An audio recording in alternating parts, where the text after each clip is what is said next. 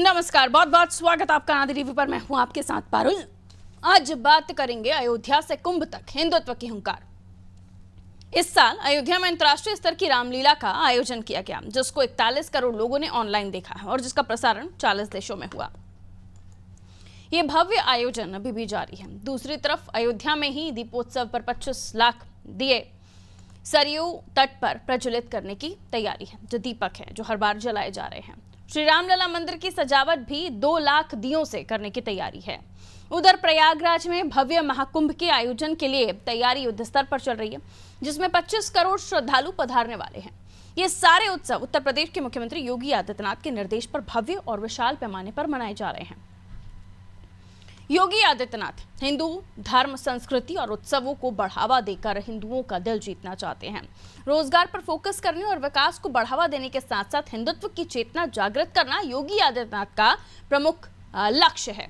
विपक्षी पार्टियों की जातिवादी और मुस्लिम परस्त राजनीति का जवाब हिंदुत्व से देने के लिए योगी आदित्यनाथ भरसक प्रयास कर रहे हैं। उन्हें सफलता भी मिल रही है।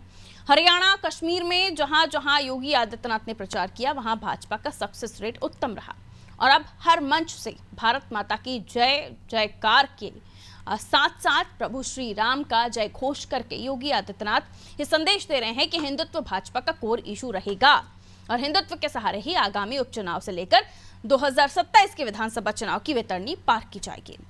2024 के लोकसभा चुनाव में राम मंदिर से लेकर तमाम हिंदुत्ववादी मुद्दों से भाजपा को फायदा भले ही ना मिला, लेकिन भाजपा के वोट बैंक में कोई खास गिरावट भी दर्ज नहीं हुई। इसलिए योगी आदित्यनाथ को लगता है कि हिंदुत्व को छोड़ना भाजपा के लिए हितकारी नहीं होगा। हिंदुत्व पर कायम रहकर ही चुनाव जीता जा सकता है। हिंदुत्व के साथ रोजगार और विकास की बात करके योगी आदित्यनाथ युवाओं के बीच भाजपा को लेकर पनपे असंतोष को दूर करने की कोशिश भी कर रहे हैं। इन कोशिशों में कितनी कामयाबी मिलेगी और भाजपा के हिंदुत्व के विरोध में क्या समाजवादी पार्टी और कांग्रेस जातिवादी राजनीति की धार को और तेज करेंगी या फिर हरियाणा के चुनावी परिणामों को देखते हुए रणनीति में बदलाव किया जाएगा? आज की चर्चा इन्हीं सवालों के इर्द गिर्द। पहले कुछ प्रतिक्रियाएं वो देख लेते हैं। देखिए, महाकुंभ की जो पवित्रता है वो बनी रहनी चाहिए। उसकी पवित्रता को सुनिश्चित करने की जिम्मेदारी प्रशासन, सरकार की, हम सब मिलकर सबकी है। समाज में सभी बढ़ चढ़ कर महाकुंभ में जो आते हैं साधु संत, उनका स्वागत करते हैं, उनका सहयोग करते हैं। तो ऐसे में कोई भी ऐसी बात शोभा नहीं देती जो किसी दूसरे जाति वर्ग के लोगों को, दूसरे वर्ग के लोगों को दुख पहुंचाए। सनातन धर्म कभी इसकी इजाजत नहीं देता। हम सरकार से मांग करते हैं कि महाकुंभ की पवित्रता सुनिश्चित करे। हमारा पूरी तरीके से सहयोग है। जहां पर भी जरूरत होगी संत समाज के लिए खड़े। उत्तर प्रदेश का सौभाग्य है कि उत्तर प्रदेश की धरती अयोध्या, काशी और मथुरा की धरती है, प्रयागराज और चित्रकूट की धरती है। लेकिन दुर्भाग्य ये रहा कि अयोध्या की धरती को, काशी की धरती को, प्रयागराज की धरती को पिछली सरकारों ने भुला बिसरा दिया था। उत्तर प्रदेश की पहचान सैफई महोत्सव जैसे रंगारंग कार्यक्रमों से करने का प्रयास किया गया था। लेकिन आज फिर से उत्तर प्रदेश की वही ऐतिहासिक पौराणिक विरासत को, सांस्कृतिक विरासत को पुनर्जीवित करने का काम किया है। योगी आदित्यनाथ सरकार आने के बाद से भव्य दीपोत्सव ने आज वैश्विक स्तर पर कीर्तिमान स्थापित करने का काम किए हैं। और जो प्रयागराज में जो महाकुंभ लगता है, जो यूनेस्को द्वारा संरक्षित है, उसको कितनी भव्यता और दिव्यता के साथ कराया जा सकता है, उसकी पूरी तैयारी हो रही है। उत्तर प्रदेश की एक नई छवि, एक नई पहचान आज पूरे विश्व भर में बन रही है। कहा जा रहा है कि योगी आदित्यनाथ इन दिनों बदले बदले से नजर आ रहे हैं। एक बदला हुआ रूप उनका तब था जब वो मुख्यमंत्री नहीं थे, लेकिन अब बदला हुआ रूप दिखाई दे रहा है। दोबारा वही रुख कहीं ना कहीं लोग उनका जब आकलन करने की कोशिश कर रहे हैं, तो वो 2017 के पहले के योगी जी को भी कहीं ना कहीं देख रहे हैं। हिंदू युवा वाहिनी याद तो होगा आपको, और तब बीजेपी में आने से पहले योगी वहीं थे और बताया जाता है कि सीएम बनने के बाद उसे भंग कर दिया गया। लेकिन जब खाटी हिंदुत्व की बात होती है तो वहीं से शुरू होती है और उसी में हिंदू युवा वाहिनी में ही लोगों को जोड़ने का काम होता था। और योगी आदित्यनाथ की छवि भी कट्टर हिंदुत्व की थी, लेकिन मुख्यमंत्री बनने के बाद थोड़े से न्यूट्रल हुए। अब दोबारा से कुछ ऐसी चीज़ें जो दिखाई दे रही हैं और उसका परिणाम भी हमने हरियाणा और जम्मू कश्मीर में भी देखा, क्योंकि जम्मू कश्मीर की सीटों का भी आप आकलन कीजिए तो ऐसी 30 सीटें हैं जो हिंदू बाहुल्य क्षेत्र हैं, जिनमें से 26 बीजेपी के हाथ आई हैं, 2 कांग्रेस के पास गई और बाकी के नतीजे तो आपको पता ही है। लेकिन हरियाणा में जहां एक तरफ जाट वर्सेस नॉन जाट हुआ, तो ये भी कि हिंदुत्व के नीचे सारी जातियों को इकट्ठा करने का काम भारतीय जनता पार्टी ने किया और जहां जहां योगी आदित्यनाथ रहे वहां का success rate Bharatiya Janata party को अच्छा मिला है। तो क्या दोबारा से वही चीज हम देख रहे हैं और इसी का परिणाम है कि उन तमाम उत्सवों को, उन तमाम त्योहारों को भरपूर तरीके से बड़े पैमाने पर मनाने की तैयारी उत्तर प्रदेश में हो रही है। चलिए मिलियन मेहमानों से हमारे साथ जो चर्चा में जुड़ रहे हैं तो जाएंगे नहीं, लेकिन उन मुद्दों पर भी रहेंगे और जो बातें नेगेटिव रही या खिलाफ गई भारतीय जनता पार्टी के, उनको भी दुरुस्त करने का काम बीजेपी कर रही है, ऐसा दिखाई पड़ रहा है। बालकृष्ण पांडे जी जुड़े हुए हैं भारतीय जनता पार्टी से, स्वागत है सर। पूजा जी हमारे साथ जुड़ी हुई हैं, सपा का पक्ष रखने के लिए बहुत स्वागत। कांग्रेस से हमारे साथ मेहमान जुड़े हुए हैं, अजीत विशाल जी बहुत स्वागत। आलोक त्रिपाठी जी वरिष्ठ पत्रकार हैं हमारे साथ जुड़े। आलोक जी आपका भी स्वागत करती हूँ। क्या वाकई आपको भी आलोक जी लग रहा है उत्तर प्रदेश की राजनीति में जो बदलाव या बदले से योगी आदित्यनाथ नजर आ रहे हैं, उसके पीछे वजह यह भी है कि उन्होंने देखा कि हिंदुत्व की काट तो कोई भी नहीं है, तो अगर हिंदुत्व की काट नहीं है तो दोबारा से हम उन्हीं त्योहारों को मनता हुआ देख रहे। कहा जा रहा था कि जो लोकसभा चुनाव के परिणाम आए उसके बाद बीजेपी बदलेगी, लेकिन वैसा हुआ नहीं। उल्टा ऐसा लग रहा है कि अब शायद विधानसभा चुनाव हरियाणा और जम्मू के परिणाम के बाद सपा कांग्रेस को बदलना पड़ेगा। त्रिपाठी जी।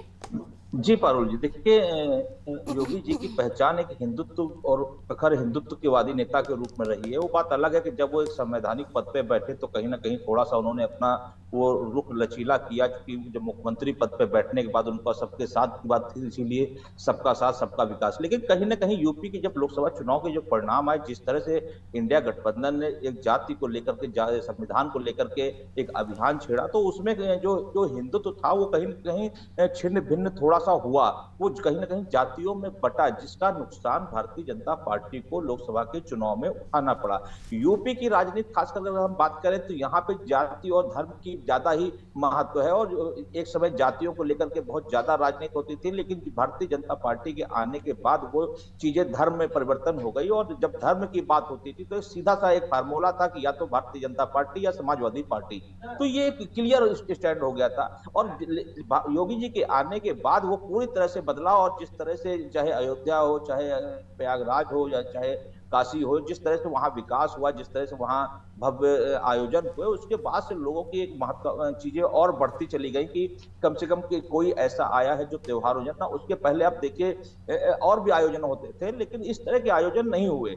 तो उसके बाद से कहीं ना कहीं ये एहसास हुआ कि अगर हम हिंदुत्व की बात नहीं करेंगे तो कहीं ये जो जातियां हैं वो हावी होती जा रही हैं। और जो इंडिया गठबंधन कह लीजिए, अगर हम सीधी सीधी बात करें, तो उन्होंने जातियों को लेकर के जो अभियान छेड़ा, पिछले चाहे हरियाणा के चुनाव में रहा हो, चाहे आपने लोकसभा के चुनाव में रहा हो, उन्होंने जातियों की बात ज्यादा की और जातियों के मुद्दे पे भारतीय जनता पार्टी को घेरने का प्रयास किया, और जिसका नुकसान भारतीय जनता पार्टी को हुआ।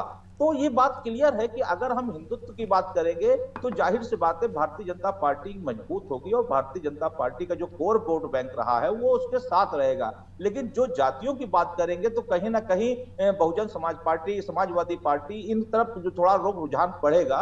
और यही कारण था कि पिछले लोकसभा चुनाव में इंडिया गठबंधन ने पूरे चुनाव भर ये प्रयास करती रही कि भारतीय जनता पार्टी को घेरती रही कि संविधान बदलने की बात हो रही है, 400 सीटों की बात हो रही है, और जिसका नुकसान होगा। और ये बात उस जात विशेष को, एससी एसटी ओबीसी वर्ग को समझ में आई, और वो वोट बैंक खिसक गया, जिसका भारतीय जनता पार्टी को नुकसान उठाना पड़ा लोकसभा में। तो उसके बाद से योगी जी की पूरा दृष्टि बदली हुई है, और उनको लग रहा है कि हम फिर से उसी पे अडिग रहेंगे तो अगला जो 2027 वो ट्रैक वहीं मंजिल तक पहुंचाएगा। कई बार ट्रैक से पटरियां जो है देख ही रहे हैं आप, ट्रेनें थोड़ी गड़बड़ हो ही जाती हैं, लेकिन ये जो ट्रैक योगी आदित्यनाथ जी का है, उन्हें लगता है कि यही वो ट्रैक है जो आगे ट्रेन को लेकर जाएगा, गाड़ी को लेकर जाएगा।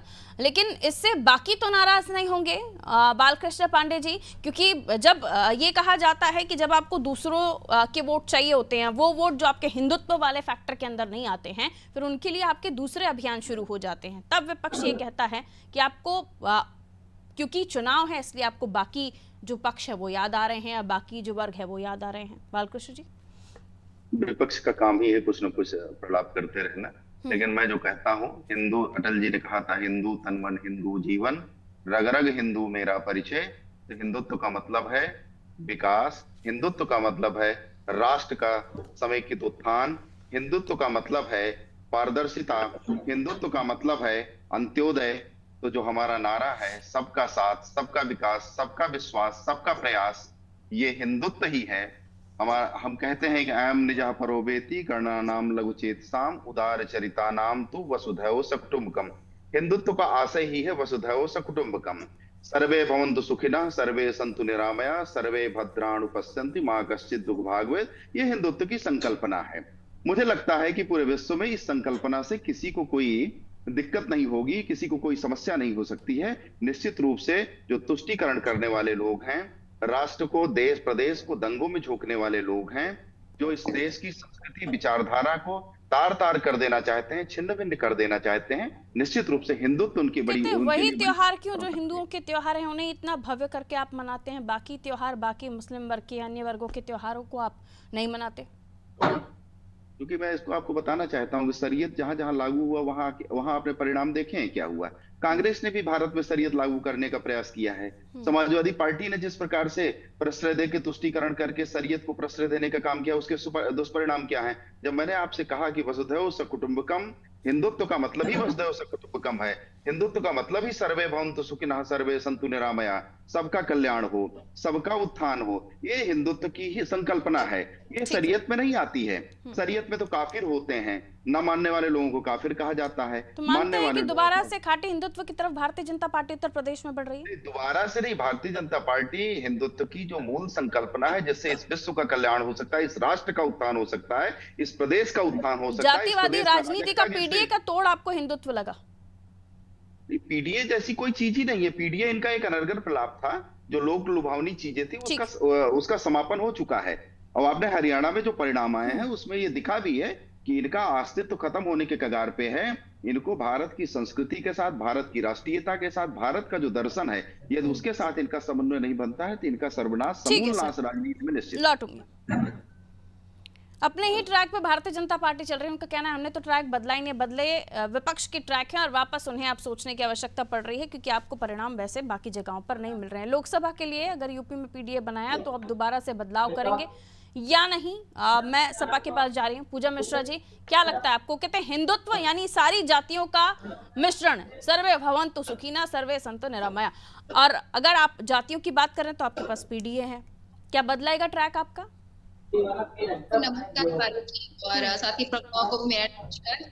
और आपने कहा कि हम पीडीए की बात करते हैं। जी बिल्कुल, हम पीडीए की बात करते हैं। पिछड़ा जो है अल्पसंख्यक की बात करते हैं, उनके हक की बात करते हैं, क्योंकि यहाँ पे चर्चा हो रही है जो है हिंदुत्व की हो रही है, महाकुंभ की हो रही है। तो मैं प्रयागराज में हूँ और मुझसे 10 मिनट की दूरी पर संगम है इस वक्त, जहाँ पे मैं हूँ, जहाँ पे तो मैंने यहाँ पे 2007 में होने वाला अर्धकुंभ, 2013 में होने वाला कुंभ, उसके बाद जो कुंभ हुआ जिसको अर्धकुंभ को आपने कुंभ का नाम दे दिया, उसके बाद में जो अभी होने वाला है 2025 को जब वो महाकुंभ कह रहे हैं, वो सब मैंने देखा हुआ है। जो उसका 2007 से मुझे ढंग से याद है।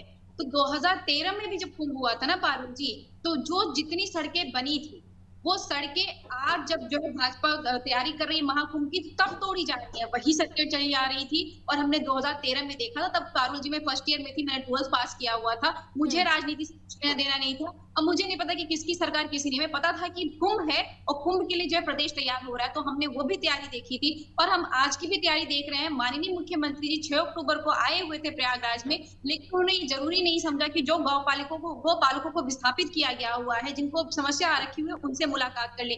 उन्होंने ये जरूरी नहीं समझा कि यूनिवर्सिटी रोड पे जो बक्सों में रखे हुए किताबें थी, वो किताबों पे बुलडोजर चला दिया, क्योंकि इनका कार्यक्रम लगा हुआ था। ये छात्रों का पता है कि ये संगम क्यों कहा जाता है? यहाँ पे सिर्फ गंगा और यमुना दिखती हैं, उसके बाद में संगम इसलिए कहते हैं, यहाँ पे जो है सरस्वती का संगम होता है, विद्या का मठ है, वहाँ पे बहुत सारे छात्र रहते हैं, बिल्कुल ज्ञान का कहते हैं, ज्ञान है एक तीसरी नदी, उसको मिलाकर के संगम 3 नदियों का संगम कहा जाता है। और यहाँ यूनिवर्सिटी रोड पे दुकानें उठा लेगी और वो किताबों की दुकान उठा लेगी जहाँ पे सेकंड हैंड बुक मिलता है, और सेकंड हैंड बुक बिकता भी है। हम लोग बेचते हैं कि भाई हम पढ़ लिए, हम बेच देते हैं, फिर दूसरों को जरूरत पड़ती है वो ले लेता है। और माननीय मुख्यमंत्री जी आए तो जिन गड्ढे खुदे हुए थे, पूरा प्रयागराज खोद रखा हुआ है इन्होंने, और पूरी प्रयागराज को जनता को भी कह रहे थे ना कि पूरा सबका समाज, सबका विकास कर रहे हैं। जब बनेगा, जब कोई चीज टूटेगी तो उसे बनाया भी जाएगा, और 2025 से पहले बनाया जाएगा। टूटेगी नहीं तो बनेगी कैसे?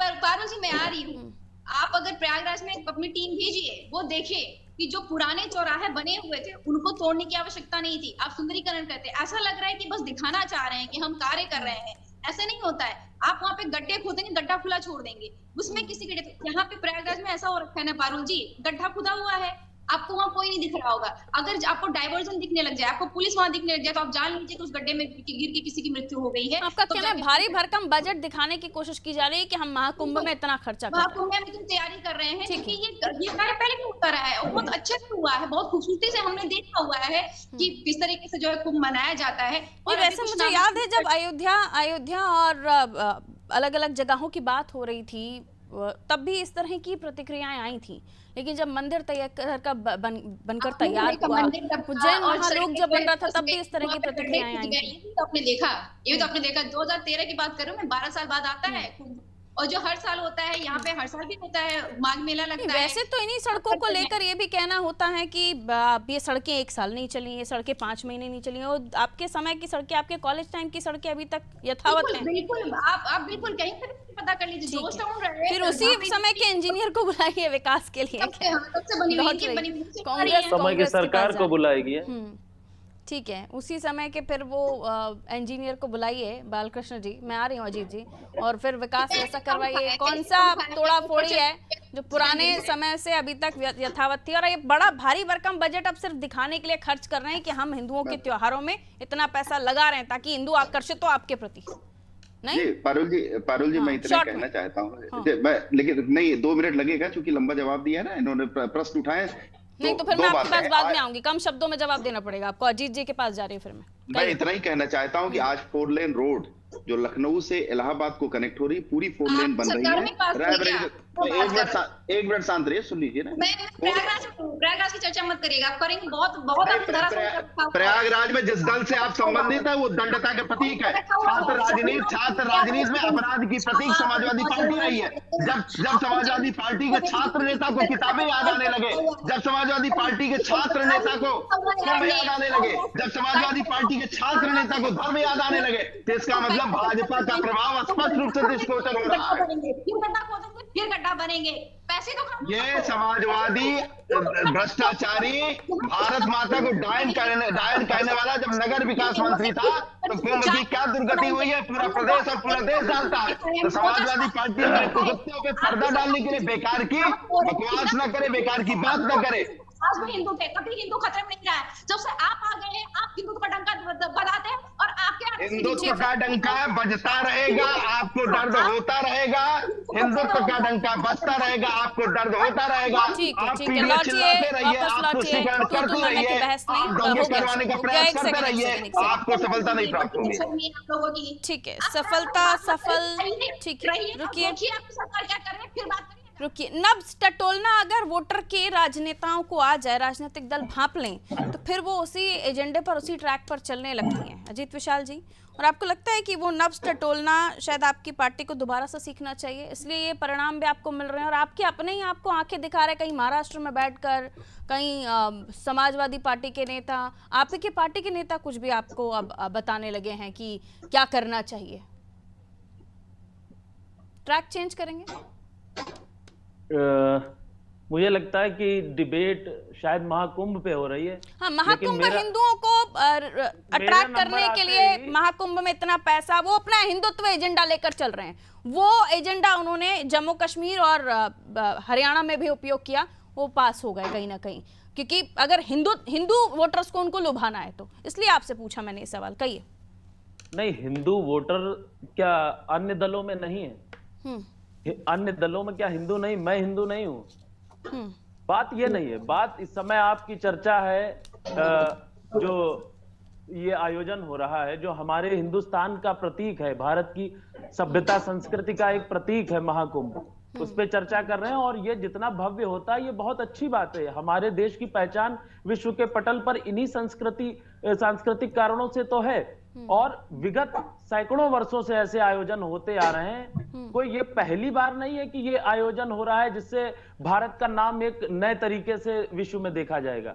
अगर महाकुंभ की पहचान आज पूरे विश्व में है, तो ये सैकड़ों सालों से जो आयोजन भव्यता से, हजारों सालों से, ये तो हमारी पौराणिक परंपरा के कारण है, उनके उस आधार पे चलते चले आ रहे हैं। और अगर इस आधार पर डेवलपमेंट हो रहा है जो कि समाज की आवश्यकता है, तो ये अच्छी बात है। नहीं, इसमें पूजा जी कह रहे हैं गड्ढे खोदते हैं, भरते नहीं है, बनी बनाई सड़कें तोड़ दी, अब आप डेवलपमेंट कह रहे हैं। देखिए गड्ढे खोदना, सड़क निर्माण होना, ये तो हम सभी जानते हैं।